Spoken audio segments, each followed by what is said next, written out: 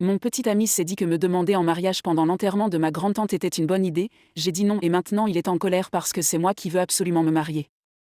Mon copain 30, et moi 26, sommes ensemble depuis 3 ans. Nous ne vivons pas ensemble parce que nous voulons tous les deux nous marier d'abord, car nos parents n'accepteraient pas que nous cohabitions avant le mariage. J'ai rendu assez évident mon désir de me marier et mon petit ami l'a compris. La semaine dernière, nous sommes allés à l'enterrement de ma grand-tante. Même si je ne la connaissais pas très bien, j'étais bouleversée et j'ai eu beaucoup de mal à voir à quel point ma mère était blessée. Après l'enterrement, nous sommes allés dans une salle que nous avions louée pour accueillir les autres personnes en deuil et pour se souvenir d'elle, et mon petit ami a vu l'occasion de me demander en mariage. J'étais mortifiée et tout le monde nous regardait parce que nous nous servions de cette situation pour en faire une affaire personnelle. J'ai dit non, il s'est mis en colère et est parti en disant que c'était moi qui voulais me marier et que je ne devais pas me préoccuper de l'endroit où il ferait sa demande. Que si je l'aimais vraiment, je dirais oui. Il m'ignore en ce moment et ne me donne pas l'occasion de m'expliquer. Je me demande si je ne suis pas une connasse parce que je l'ai rejeté même si je veux me marier. Quand j'ai demandé à ma collègue, elle m'a dit que ce que j'avais fait était mal, mais j'aimerais avoir d'autres avis de personnes qui ne me connaissent pas.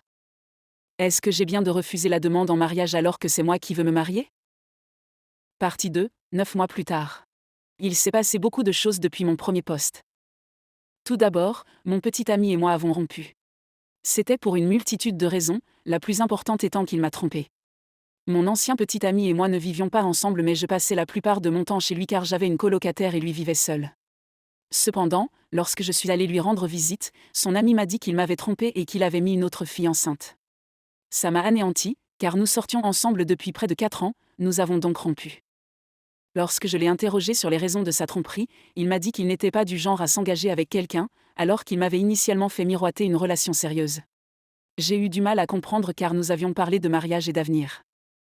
Lorsque nous parlions de mariage, il disait toujours qu'il ne serait jamais heureux dans un mariage où il serait demandé en mariage, car ce serait une insulte à sa masculinité.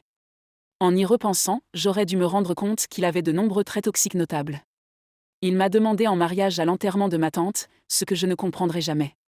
Lorsque je lui ai demandé pourquoi il avait fait ça, il a d'abord prétendu que c'était pour rendre tout le monde heureux, mais lorsque je l'ai poussé à en savoir plus, il m'a dit que c'était pour montrer à sa maîtresse que j'étais une mauvaise personne.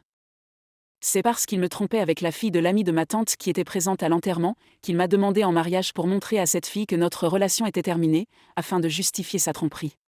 Même s'il savait que j'étais en deuil.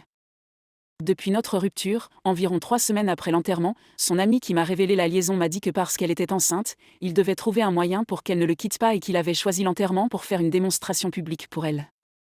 Sa famille est très stricte et parce qu'il a un enfant hors mariage, elle a refusé de l'aider, alors il m'a contacté pour me demander de l'aide.